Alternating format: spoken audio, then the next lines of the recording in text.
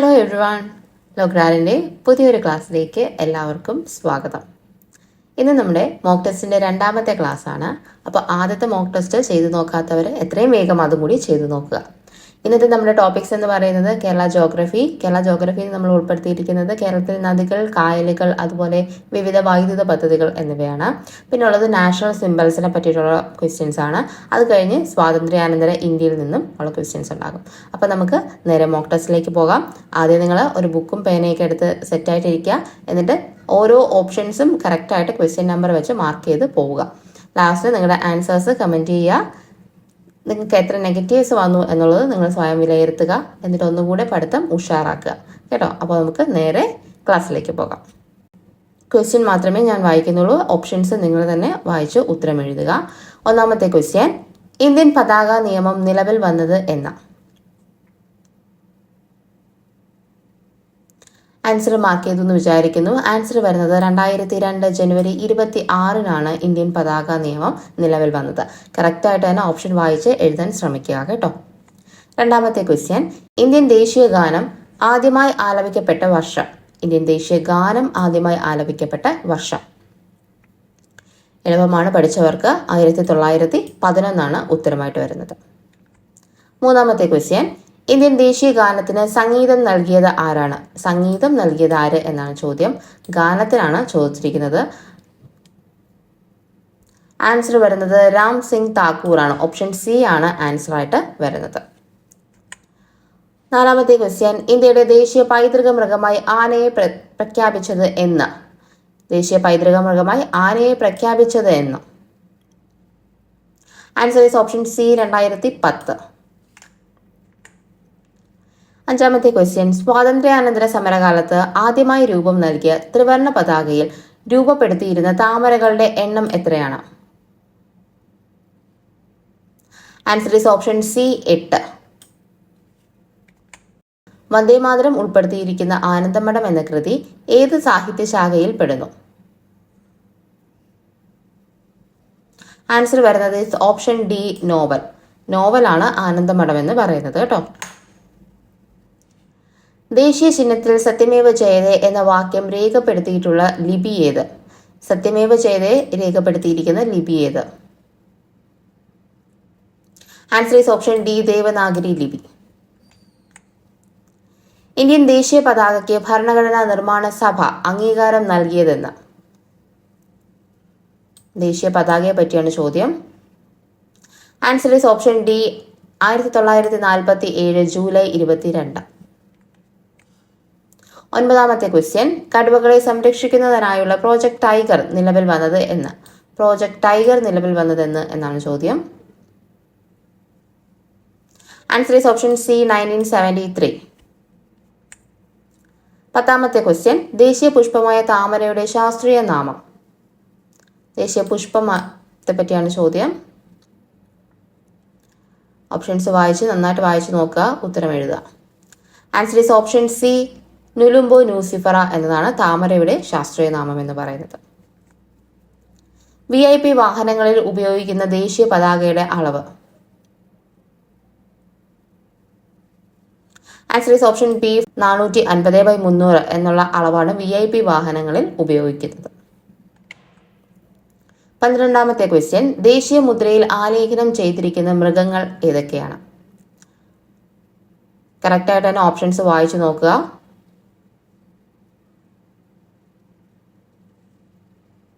Answer mark ചെയ്തെന്ന് വിചാരിക്കുന്നു. Answer is option D ഇവയൊന്നുമല്ല എന്നതാണ് ആൻസർ. അപ്പോൾ ഇതിനകത്ത് ഓപ്ഷൻ ഇല്ല. ആലേഖനം ചെയ്തിരിക്കുന്ന മൃഗങ്ങൾ ഏതൊക്കെയാണ്? ആനയുണ്ട്, അതുപോലെ തന്നെ കുതിരയുണ്ട്, സിംഹമുണ്ട്, കാളയുമാണ് ആലേഖനം ചെയ്തിരിക്കുന്നത് കേട്ടോ. കടുവയില്ല. അപ്പോൾ കടുവയില്ല എന്നറിയാവുന്ന ഒരാൾക്ക് പെട്ടെന്ന് തന്നെ ഉത്തരത്തിലേക്ക് എത്താനായിട്ട് പറ്റും. അപ്പോൾ ആന, കുതിര, സിംഹം, കാള എന്നിവയാണ് ദേശീയ മുദ്രയിൽ ആലേഖനം ചെയ്തിരിക്കുന്ന മൃഗങ്ങൾ എന്ന് പറയുന്നത്.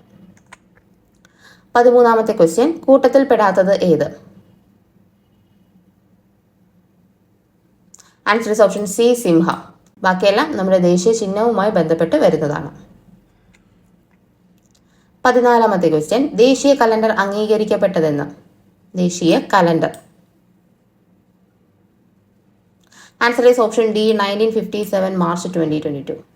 അപ്പോൾ 1957 മാർച്ച് 22-നാണ് ശകവർഷ കലണ്ടർ നമ്മുടെ ദേശീയ കലണ്ടറായിട്ട് അംഗീകരിക്കുന്നത്. 15-ാമത്തെ ക്വസ്റ്റ്യൻ, ദേശീയ ഗീതം ആലപിക്കാൻ എടുക്കുന്ന സമയം.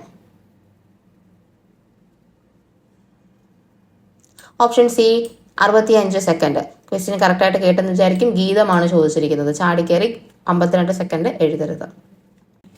16-ാമത്തെ ക്വസ്റ്റ്യൻ, കേരളത്തിലെ ആദ്യ ജലവൈദ്യുത പദ്ധതി ഏത്? ആൻസർ മാർക്ക് ചെയ്തു എന്ന് വിചാരിക്കുന്നു. ഓപ്ഷൻ എ പള്ളിവാസലാണ് കേരളത്തിലെ ആദ്യത്തെ ജലവൈദ്യുത പദ്ധതി. 17, മരോട്ടിച്ചാൽ വെള്ളച്ചാട്ടം സ്ഥിതി ചെയ്യുന്ന ജില്ല. മരോട്ടിച്ചാൽ വെള്ളച്ചാട്ടം. Answer is option A തൃശ്ശൂരിലാണ് Marottichal വെള്ളച്ചാട്ടം സ്ഥിതി ചെയ്യുന്നത്. 18-ാമത്തെ ക്വസ്റ്റ്യൻ, കേരളത്തിലെ ഏറ്റവും വലിയ കായൽ ഏത്? Answer is option A Vembanad കായലാണ് കേരളത്തിലെ ഏറ്റവും വലിയ കായൽ.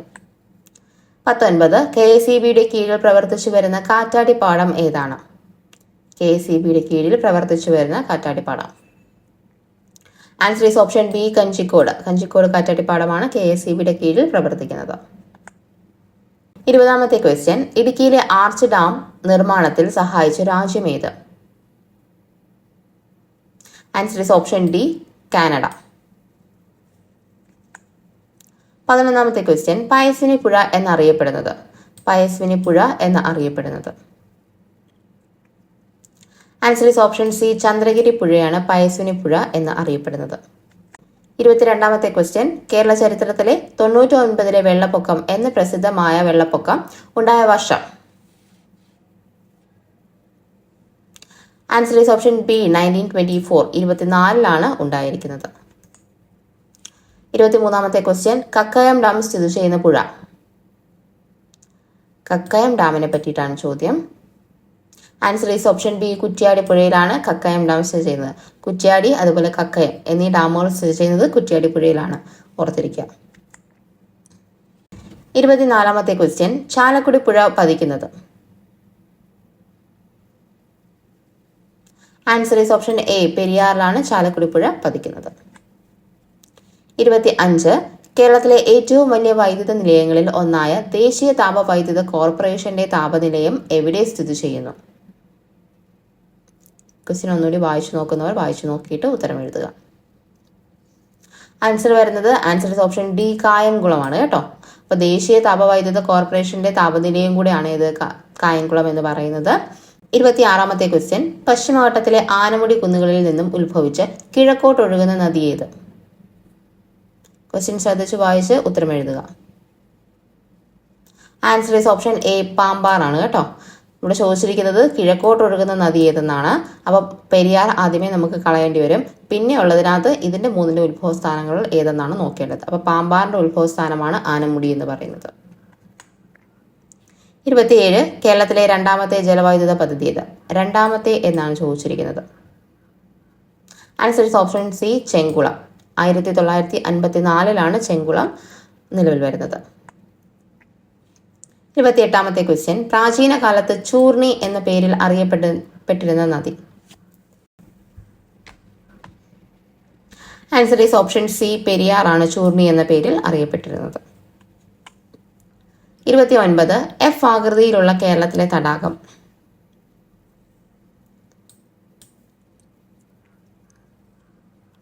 ആൻസർ വരുന്ന ഓപ്ഷൻ എ ആണ്. ശാസ്താംകോട്ട തടാകമാണ് എഫ് ആകൃതിയിൽ വരുന്നത്. 30-ാമത്തെ ക്വസ്റ്റ്യൻ, കേരളത്തിലെ ഏറ്റവും വലിയ ജലസേചന പദ്ധതിയെ കുറിച്ചാണ് ചോദ്യം. Answer is option B Kallada. 31, Pallivasal ജലവൈദ്യുത പദ്ധതി ആരംഭിച്ചത്. Answer is option A 1940. Pallivasal പദ്ധതി ആരംഭിച്ചിരിക്കുന്നത്. 32-ാമത്തെ ക്വസ്റ്റ്യൻ, തണ്ണീർമുക്കം ബണ്ട് നിർമ്മിച്ചിരിക്കുന്ന കായൽ ഏത്? ഓപ്ഷൻ ഡി വേമ്പനാട്ട് കായലിലാണ് തണ്ണീർമുക്കം ബണ്ട് നിർമ്മിച്ചിരിക്കുന്നത്. 33, കേരളത്തിൽ ഉത്ഭവിച്ച് കർണാടകയിലേക്ക് ഒഴുകുന്ന ഏക നദി. ആൻസർ വരുന്നത് ഓപ്ഷൻ സി ആണ്. കബനിയാണ് കേരളത്തിൽ ഉത്ഭവിച്ച് കർണാടകയിലേക്ക് ഒഴുകുന്നത്. 34. കേരളത്തിൽ കടലുമായി നേരിട്ട് ബന്ധമുള്ള കായലുകളുടെ എണ്ണം. Answer is option B. 27 കടലുമായി ബന്ധപ്പെട്ട കായലുകളുടെ എണ്ണം എന്ന് പറയുന്നത്. 35-ാമത്തെ ക്വസ്റ്റ്യൻ. ആശ്രമം കായൽ എന്നറിയപ്പെടുന്ന കേരളത്തിലെ കായൽ. ആശ്രമം കായൽ. Option C. അഷ്ടമുടി കായലാണ് ആശ്രമം കായൽ എന്ന് അറിയപ്പെടുന്നത്. 36. ഏത് നദിയിലാണ് കുറുവ ദ്വീപ്? ആൻസർ വരുന്നത് ഓപ്ഷൻ ബി. കബനിപ്പുഴ. കബനിയിലാണ് ഇത് കുറുവ ദ്വീപ് സ്ഥിതി ചെയ്യുന്നത്. 37. കേരളത്തിലെ ഏറ്റവും തെക്കേ അറ്റത്തുള്ള നദി. Answer is option A. നെയ്യാറാണ് കേരളത്തിന്റെ ഏറ്റവും തെക്കേ അറ്റത്തെ നദി എന്ന് പറയുന്നത്. 38. കബനി ഏത് നദിയുടെ പോഷക നദിയാണ്? Option B. കാവേരി. കബനി കാവേരിയുടെ പോഷക നദിയാണ്. 39. കേരളത്തിലെ ആദ്യത്തെ ജലസേചന പദ്ധതി. ആൻസർ ഈസ് ഓപ്ഷൻ ഡി. പീച്ചിയാണ് കേരളത്തിലെ ആദ്യത്തെ ജലസേചന പദ്ധതി. കേട്ടോ, ക്വസ്റ്റ്യൻ കറക്റ്റായിട്ട് തന്നെ ശ്രദ്ധിച്ച് വായിക്കാം. 40-ാമത്തെ ക്വസ്റ്റ്യൻ. ലോകബാങ്കിന്റെ സഹായത്തോടെയുള്ള ജലവിതരണ പദ്ധതിയുടെ പേര്. Answer is option B. ജലനിധിയാണ് ഇത് ലോകബാങ്കിന്റെ സഹായത്തോടുകൂടിയുള്ള ജലവിതരണ പദ്ധതി എന്ന് പറയുന്നത്. 41. സ്വതന്ത്ര ഇന്ത്യയിലെ നാട്ടുരാജ്യങ്ങളുടെ സംയോജനവുമായി ബന്ധപ്പെട്ട് രൂപീകരിച്ച സ്റ്റേറ്റ് ഡിപ്പാർട്ട്മെന്റിൽ മലയാളിയായ സെക്രട്ടറി ആര്? എല്ലാവർക്കും അറിയാവുന്ന ഒരു ക്വസ്റ്റ്യൻ ആണ്. ആൻസർ വരുന്നത് ഓപ്ഷൻ എ. വി പി മേനോനാണ് ആൻസർ. 42. കാശ്മീരിനെ ഇന്ത്യൻ യൂണിയനുമായി ലയിപ്പിക്കുന്നതിനുള്ള ഉടമ്പടിയിൽ ഒപ്പുവെച്ച കശ്മീർ രാജാവ്.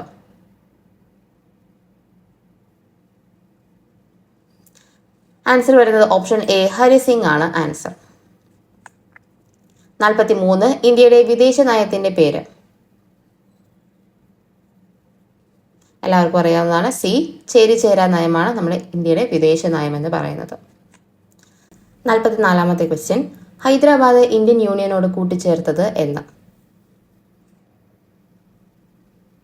Answer is option B. 49 November 23. 45. ഇന്ത്യയുടെ ഭാവി നിർണ്ണയിക്കപ്പെടുന്നത് ഇന്ത്യയുടെ ക്ലാസ് മുറികളിലാണ്. ഇത് ആരുടെ വാക്കുകളാണ്? Answer is option C. D S കോത്താരിയുടെ വാക്കുകളാണ്. ഇന്ത്യയുടെ ഭാവി നിർണ്ണയിക്കപ്പെടുന്നത് ഇന്ത്യൻ ക്ലാസ് മുറികളിലാണ് എന്നുള്ളത്. 46. പഞ്ചശീല തത്വങ്ങളിൽ ഒപ്പിട്ട ഇന്ത്യൻ പ്രധാനമന്ത്രി. ആൻസർ വരുന്നത് ഓപ്ഷൻ ബി ആണ്. ജവഹർലാൽ നെഹ്റു. 47. ആരുടെ ജന്മദിനമാണ് ദേശീയ വിദ്യാഭ്യാസ ദിനമായി ആചരിക്കുന്നത്? Answer is option C. Maulana Abdul Kalam Azad. 48. ഇന്ത്യയുടെ ആദ്യത്തെ കൃത്രിമ ഉപഗ്രഹം. Answer is option B. ആര്യഭട്ടയാണ് ഇന്ത്യയുടെ ആദ്യത്തെ കൃത്രിമ ഉപഗ്രഹം എന്ന് പറയുന്നത്. ഭാസ്കര രണ്ടാമത്തെ ഉപഗ്രഹമായിരുന്നു. രോഹിണി ആദ്യത്തെ വിജയകരമായിട്ടുള്ള ഉപഗ്രഹമായിരുന്നു. 49. സംസ്ഥാന പുനഃസംഘടനാ കമ്മീഷന്റെ അധ്യക്ഷൻ. ബി. ഫസൽ അലി. ഏറ്റവും എളുപ്പമുള്ള ക്വസ്റ്റ്യൻ, എന്നാൽ ഏറ്റവും ഇമ്പോർട്ടൻ്റ് ആയിട്ടുള്ള ക്വസ്റ്റ്യൻ. മിക്കവാറും എക്സാംസിന് ഈ ഒരു പോർഷനിൽ നിന്ന് ചോദിക്കുന്ന ഒരു ക്വസ്റ്റ്യൻ ഇത് തന്നെയായിരിക്കും. 50-ാമത്തെ ക്വസ്റ്റ്യൻ. ഹൈദരാബാദിനെ ഇന്ത്യൻ യൂണിയൻ ലയിപ്പിക്കാൻ നടത്തിയ സൈനിക നടപടി. Answer is option B. Operation Polo. ഹൈദരാബാദിനെ ഇന്ത്യയോട് കൂട്ടിച്ചേർത്തത് ഏത് വഴിയായിട്ടാണ്? ഓപ്പറേഷൻ പോളോ വഴിയിട്ടാണ്. ഓപ്പറേഷൻ പോളോ നടക്കുന്നത് 1948-ലാണ്. 51. ഇന്ത്യയുടെ ആദ്യ കൃത്രിമ ഉപഗ്രഹമായ ആര്യഭട്ട വിക്ഷേപിച്ചത് എന്ന്. Answer is option A. 1975. Doctor APJ Abdul Kalam ഇന്ത്യയുടെ എത്രാമത്തെ പ്രസിഡന്റ് ആയിരുന്നു? 52-ാമത്തെ ക്വസ്റ്റ്യൻ ആണ്. Answer option C. 11-ാമത്തെ പ്രസിഡന്റ് ആണ് ഡോക്ടർ APJ അബ്ദുൽ കലാം. 53. ഇന്ത്യയുടെ അന്റാർട്ടിക്കയിലെ ആദ്യത്തെ പര്യവേക്ഷണ കേന്ദ്രം. Answer is option A. ദക്ഷിണ ഗംഗോത്രിയാണ് ഇന്ത്യയുടെ ആദ്യത്തെ പര്യവേക്ഷണ കേന്ദ്രം എന്ന് പറയുന്നത്. 54. ഇന്ത്യ വിദേശ നയത്തിന്റെ ഭാഗമായി പഞ്ചശീല തത്വം ഒപ്പിട്ടത് ഏത് രാജ്യവുമായാണ്? പഞ്ചശീല തത്വം ഒപ്പിട്ടത് ആരുമായിട്ടാണ്? Answer is option C. China.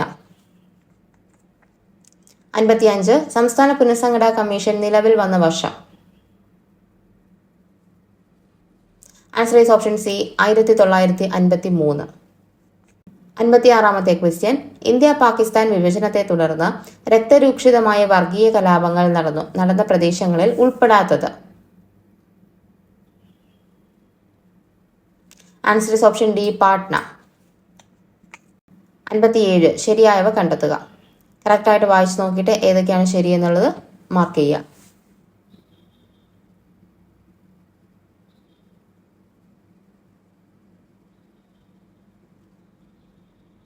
Answer വരുന്നത് ആൻസർ ഈസ് ഓപ്ഷൻ ഡി 2, 3 മാത്രമേ ശരിയായിട്ടുള്ളൂ. Train to Pakistan Pamela Rooks, അതുപോലെ ഗരം ഹവ MS സത്യു.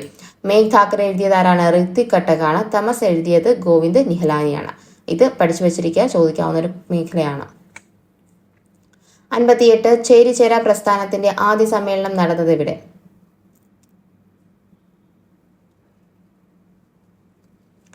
ആദ്യ സമ്മേളനം നടന്നത് ബെൽഗ്രേഡിൽ വെച്ചിട്ടാണ്. ഓപ്ഷൻ ബി ആണ് ആൻസർ. ഇനി 59 ക്വസ്റ്റ്യൻ. VP മേനോൻ ഒഡീഷയുടെ ഗവർണറായ വർഷം. Answer is option D 1952. 52 VP Menon ഒഡീഷയുടെ ഗവർണറാവുന്നത്. എവിടത്തെ ഗവർണറാണ് എന്നുള്ളതും ചോദ്യം വന്നിട്ടുണ്ട്. ഒഡീഷയുടെ ഗവർണറാണ്. 60 ക്വസ്റ്റ്യൻ. തെലങ്കാന രൂപീകൃതമായതെന്ന്? 2014. ഭാഷാ അടിസ്ഥാനങ്ങളിൽ സംസ്ഥാനങ്ങളുടെ പുനഃസംഘടന നടന്നവയിൽ ശരിയായത്? 61 ക്വസ്റ്റ്യൻ ആണ്. കറക്റ്റായിട്ട് വായിച്ചു നോക്കുക, ഉത്തരം എഴുതുക.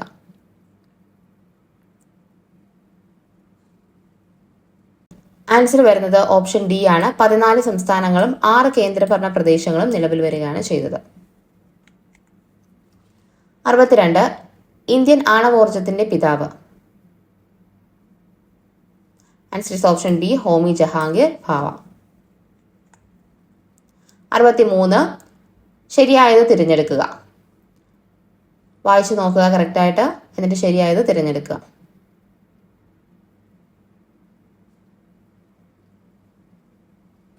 ആൻസർ വരുന്നത് ഓപ്ഷൻ എ ആണ്. 1ഉം 2ഉം ശരിയാണ്. മൗലാന അബ്ദുൽ കലാം ആസാദിന്റെ ജന്മദിനമായ നവംബർ 11 ദേശീയ വിദ്യാഭ്യാസ ദിനമായിട്ട് ആചരിക്കുന്നത്. അതുപോലെ ഡോക്ടർ APJ അബ്ദുൽ കലാമിന്റെ ജന്മദിനമായ ഒക്ടോബർ 15 ലോക വിദ്യാർത്ഥി ദിനമായിട്ടാണ് ആചരിക്കുന്നത്. ഇത് വിദ്യാഭ്യാസ ദിനവും ഇത് വിദ്യാർത്ഥി ദിനവും, 2 ഡേറ്റുകളും ഓർത്തിരിക്കുക. 64 UGC നിലവിൽ വരാൻ കാരണമായ commission.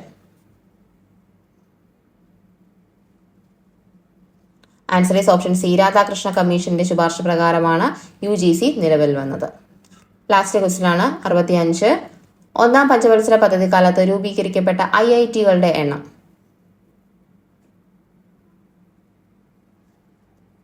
Answer is option B 5. 5 IIT-കളാണ് 1ാം പഞ്ചവത്സര പദ്ധതി കാലത്ത് രൂപീകരിക്കപ്പെട്ടത്. അപ്പോൾ ഇത്രയാണ് നമ്മുടെ ഇന്നത്തെ ക്വസ്റ്റ്യൻസ് എന്ന് പറയുന്നത്. നിങ്ങൾക്ക് 65-ൽ എത്ര മാർക്ക് കിട്ടി എന്നുള്ളത് കമന്റ് ചെയ്യുക. മാർക്ക് കുറഞ്ഞു പോകുന്നവർ സങ്കടപ്പെടേണ്ട യാതൊരു ആവശ്യവുമില്ല. നിങ്ങൾക്ക് എത്ര മാർക്ക് കിട്ടി എന്നുള്ളതാണ് നിങ്ങളുടെ പ്ലസ് പോയിന്റ് എന്ന് പറയുന്നത്. അതുപോലെ നിങ്ങളുടെ നെഗറ്റീവ്സുകൾ കുറയ്ക്കാനായിട്ട് ശ്രമിക്കുക. എവിടെയൊക്കെ നെഗറ്റീവ് വന്നു എന്നുള്ളതും കൂടി നിങ്ങളൊന്ന് ശ്രദ്ധിച്ച് ആ മേഖലകൾ ഒന്നും കൂടി പഠിക്കാനായിട്ട് ശ്രദ്ധ കൊടുക്കുക. അപ്പോൾ ഇന്ന് ഇത്രയേ ഉള്ളൂ. നമുക്ക് അടുത്ത് ഒരു ക്ലാസ്സിൽ കാണാം. അതുവരേക്കും എല്ലാവർക്കും ബൈ.